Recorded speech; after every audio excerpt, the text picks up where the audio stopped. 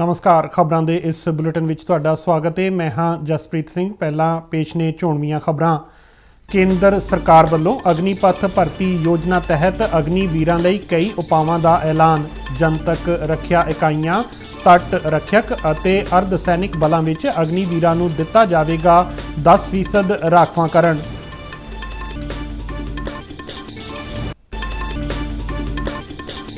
साबका केंद्रीय राज मंत्री कर्नल राज्यवर्धन सिंह राठौर अनुसार अग्निपथ योजना का मकसद फौज नूं आधुनिक बनाउणा है।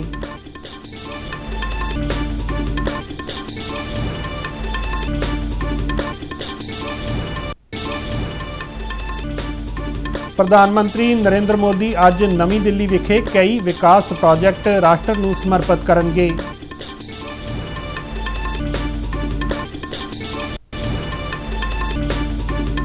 केंद्रीय मंत्री गजेंद्र सिंह शेखावत ने पंजाब सरकार ते लोकां दीयां आसां ते खरा ना उतरन दा इल्जाम लगाया।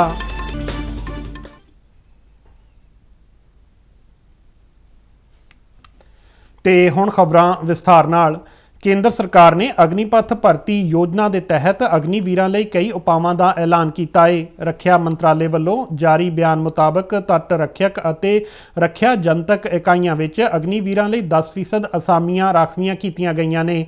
पहले साल अग्निवीरां की भर्ती लई उम्र हद विच 2 साल की छूट का ऐलान किया गया है।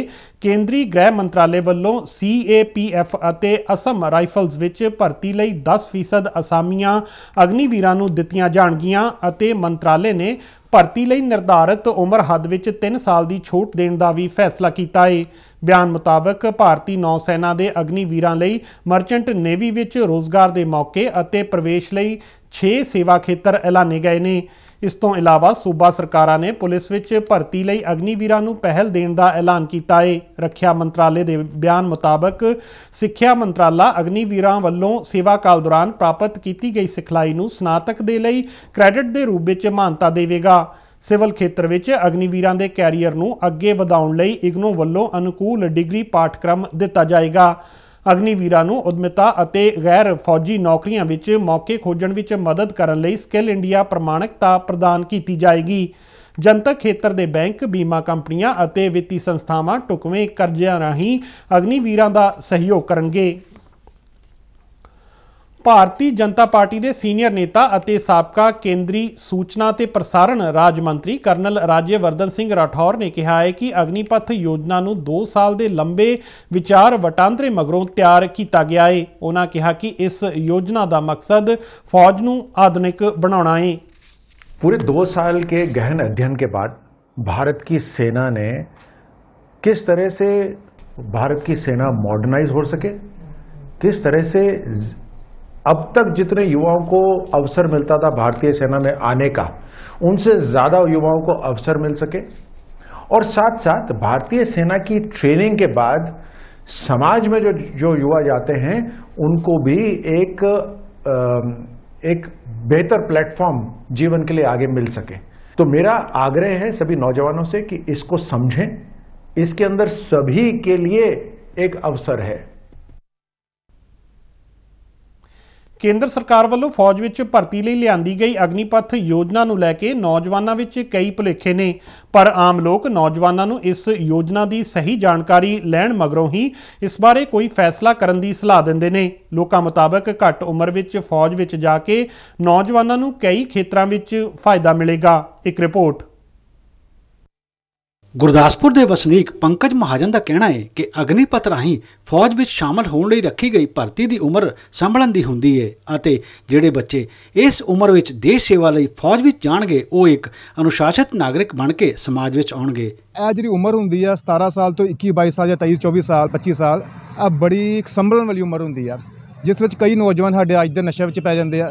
पर मैं समझदा जिहड़े बच्चे इस उम्र विच देश की सेवा करेंगे, एक चंगा अनुशासन दिखणगे, डिसिपलिन च रह के एक देश की अपने माँ प्यो की एक चंगी सेवा कर सकेंगे तो देश का भविष्य उज्जवल बना सकेंगे। यकीनन नौजवानों नूं इस अग्निपथ योजना बारे विस्तार नाल जरूर समझना चाहिए है तां जो उन्हां दे सारे भुलेखे दूर हो सकन।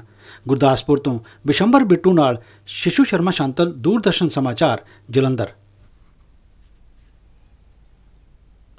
ਕੇਂਦਰ ਸਰਕਾਰ ਨੇ ਅਗਨੀਪਥ ਯੋਜਨਾ ਬਾਰੇ ਕੁਝ ਤੱਥ ਲੋਕਾਂ ਸਾਹਮਣੇ ਰੱਖੇ ਨੇ। ਇਹਨਾਂ ਰਾਹੀਂ ਯੋਜਨਾ ਦੀ ਸਹੀ ਜਾਣਕਾਰੀ ਦਿੱਤੀ ਗਈ ਹੈ।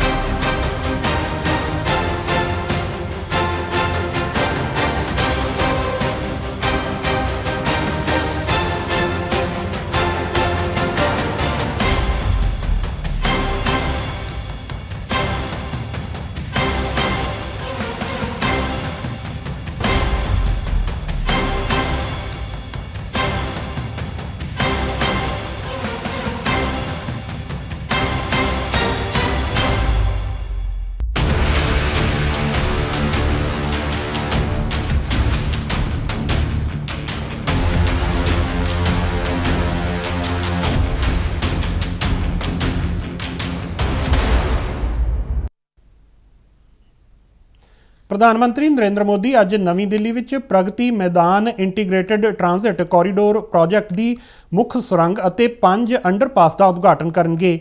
ਇਹ ਪ੍ਰੋਜੈਕਟ ਪ੍ਰਗਤੀ ਮੈਦਾਨ ਪੁਨਰ ਵਿਕਾਸ ਪ੍ਰੋਜੈਕਟ ਦਾ ਇੱਕ ਅਨਿੱਖੜਵਾਂ ਅੰਗ ਹੈ। ਇਸ ਪ੍ਰੋਜੈਕਟ ਨੂੰ 920 ਕਰੋੜ ਰੁਪਏ ਤੋਂ ਵੱਧ ਦੀ ਕੀਮਤ ਨਾਲ ਬਣਾਇਆ ਗਿਆ ਹੈ। ਇਸ ਦਾ ਮੰਤਵ ਪ੍ਰਗਤੀ ਮੈਦਾਨ ਵਿੱਚ ਵਿਕਸਿਤ ਕੀਤੀ ਜਾ ਰਹੀ ਨਵੀਂ ਵਿਸ਼ਵ ਪੱਧਰੀ ਪ੍ਰਦਰਸ਼ਨੀ ਅਤੇ ਕਨਵੈਨਸ਼ਨ ਸੈਂਟਰ ਤੱਕ ਪਹੁੰਚ ਨੂੰ ਆਸਾਨ ਬਣਾਉਣਾ ਹੈ।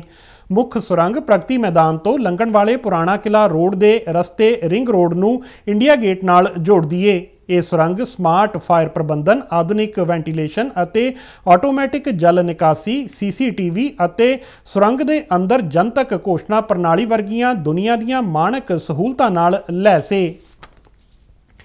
ਸੰਗਰੂਰ ਲੋਕ ਸਭਾ ਸੀਟ ਦੀ ਜ਼ਿਮਨੀ ਚੋਣ ਲਈ ਬੀਜੇਪੀ ਉਮੀਦਵਾਰ ਕੇਵਲ ਸਿੰਘ ਢਿੱਲੋਂ ਦੇ ਹੱਕ ਵਿੱਚ ਚੋਣ ਪ੍ਰਚਾਰ ਦੌਰਾਨ ਕੇਂਦਰੀ ਮੰਤਰੀ ਗਜੇਂਦਰ ਸਿੰਘ ਸ਼ੇਖਾਵਤ ਨੇ ਪੰਜਾਬ ਸਰਕਾਰ ਤੇ ਲੋਕਾਂ ਦੀਆਂ ਆਸਾਂ ਤੇ ਖਰਾ ਨਾ ਉਤਰਨ ਦਾ ਇਲਜ਼ਾਮ ਲਗਾਇਆ। ਬਰਨਾਲਾ ਵਿੱਚ ਇੱਕ ਪ੍ਰੈਸ ਕਾਨਫਰੰਸ ਨੂੰ ਸੰਬੋਧਨ ਕਰਦਿਆਂ ਕੇਂਦਰੀ ਮੰਤਰੀ ਨੇ ਕਿਹਾ ਕਿ ਆਪ ਦੀ ਸਰਕਾਰ ਬਣਾ ਕੇ ਪੰਜਾਬ ਦੇ ਲੋਕ ਠੱਗਿਆ ਹੋਇਆ ਮਹਿਸੂਸ ਕਰ ਰਹੇ ਨੇ। ਉਹਨਾਂ ਕਿਹਾ ਕਿ ਪੰਜਾਬ ਇੱਕ ਸਰਹੱਦੀ ਸੂਬਾ ਹੋਣ ਕਰਕੇ ਇਸ ਦੀ ਸੰਵੇਦਨਸ਼ੀਲਤਾ ਨੂੰ ਸਿਰਫ ਬੀਜੇਪੀ ਹੀ ਸਮਝ ਸਕਦੀ ਹੈ। ਪੰਜਾਬ ਦੀ ਆਪ ਸਰਕਾਰ ਵੱਲੋਂ ਕੀਤੇ ਗਏ ਵਾਅਦਿਆਂ ਬਾਰੇ ਟਿੱਪਣੀ ਕਰਦਿਆਂ ਗਜੇਂਦਰ ਸਿੰਘ ਸ਼ੇਖਾਵਤ ਨੇ ਕਿਹਾ ਕਿ ਪੰਜਾਬ ਦੀ ਆਰਥਿਕ ਸਥਿਤੀ ਕਾਰਨ ਇਹਨਾਂ ਵਾਅਦਿਆਂ ਦੀ ਪੂਰਤੀ ਸੰਭਵ ਨਹੀਂ ਹੈ। ਕੇਂਦਰੀ ਮੰਤਰੀ ਨੇ ਸੂਬੇ ਦੀ ਅਮਨ ਕਾਨੂੰਨ ਦੀ ਸਥਿਤੀ ਬਾਰੇ ਵੀ ਚਿੰਤਾ ਜ਼ਾਹਰ ਕੀਤੀ। 21 ਜੂਨ ਨੂੰ ਹੋਣ ਵਾਲੇ 8ਵੇਂ ਅੰਤਰਰਾਸ਼ਟਰੀ ਯੋਗ ਦਿਵਸ ਨੂੰ ਲੈ ਕੇ ਦੇਸ਼ ਸਮੇਤ ਦੁਨੀਆ ਦੇ ਵੱਖ-ਵੱਖ ਹਿੱਸਿਆਂ ਵਿੱਚ ਲੋਕਾਂ ਵਿੱਚ ਭਾਰੀ ਉਤਸ਼ਾਹ ਹੈ। ਦੇਸ਼ ਵਿੱਚ ਕੌਮੀ ਪੱਧਰ ਦਾ ਯੋਗ ਸਮਾਗਮ ਕਰਨਾਟਕ ਦੇ ਮੈਸੂਰ ਪੈਲੇਸ ਗਰਾਊਂਡ ਵਿੱਚ ਹੋਵੇਗਾ। ਪ੍ਰਧਾਨ ਮੰਤਰੀ ਨਰਿੰਦਰ ਮੋਦੀ ਇਸ ਸਮਾਗਮ ਦੀ ਅਗਵਾਈ ਕਰਨਗੇ ਅਤੇ ਇਸ ਵਿੱਚ ਤਕਰੀਬਨ 15,000 ਯੋਗ ਉਤਸ਼ਾਹੀ ਯੋਗ ਆਸਨਾਂ ਵਿੱਚ ਹਿੱਸਾ ਲੈਣਗੇ। ਆਜ਼ਾਦੀ ਕਾ ਅੰਮ੍ਰਿਤ ਮਹਾਉਤਸਵ ਦੇ ਇਸ ਸਾਲ ਵਿੱਚ ਦੇਸ਼ ਵਿੱਚ ਤਕਰੀਬਨ 75 ਆਈਕੋਨਿਕ ਸਥਾਨਾਂ ਤੇ ਵੀ ਅੰਤਰਰਾਸ਼ਟਰੀ ਯੋਗ ਦਿਵਸ ਮਨਾਇਆ ਜਾਵੇਗਾ। ਪੰਜਾਬ ਵਿੱਚ ਇਸ ਲਈ ਅੰਮ੍ਰਿਤਸਰ ਲਾਗੇ ਕੌਮਾਂਤਰੀ ਸਰਹੱਦ ਤੇ ਸਥਿਤ ਅਟਾਰੀ ਚੌਂਕੀ JCP ਤੇ ਯੋਗ ਸੰਬੰਧੀ ਸਮਾਗਮ ਹੋਵੇਗਾ। ਕੇਂਦਰੀ ਰੱਖਿਆ ਰਾਜ ਮੰਤਰੀ ਅਜੇ ਭੱਟ ਇਸ ਸਮਾਗਮ ਦੇ ਮੁੱਖ ਮਹਿਮਾਨ ਹੋਣਗੇ। ਇਸ ਸਾਲ ਦੇ ਅੰਤਰਰਾਸ਼ਟਰੀ ਯੋਗ ਦਿਵਸ ਦਾ ਵਿਸ਼ਾ ਹੈ ਮਾਨਵਤਾ ਲਈ ਯੋਗ, ਜਿਸ ਦਾ ਐਲਾਨ ਪ੍ਰਧਾਨ ਮੰਤਰੀ ਨਰਿੰਦਰ ਮੋਦੀ ਨੇ ਮਨ ਕੀ ਬਾਤ ਦੇ ਆਪਣੇ ਸੰਬੋਧਨ ਵਿੱਚ ਕੀਤਾ ਸੀ। ਤੇ ਇਸ ਦੇ ਨਾਲ ਹੀ ਖਬਰਾਂ ਦਾ ਇਹ ਬੁਲੇਟਿਨ ਖਤਮ ਹੁੰਦਾ ਹੈ। ਮੈਂ ਮਾਸਕ ਲਗਾ ਕੇ ਸਟੂਡੀਓ ਤੋਂ ਬਾਹਰ ਜਾ ਰਿਹਾ ਹਾਂ। ਤੁਸੀਂ ਵੀ ਜਦੋਂ ਬਾਹਰ ਜਾਓ ਤਾਂ ਮਾਸਕ ਜ਼ਰੂਰ ਲਗਾਓ। ਇਜਾਜ਼ਤ ਦਿਓ। ਨਮਸਕਾਰ।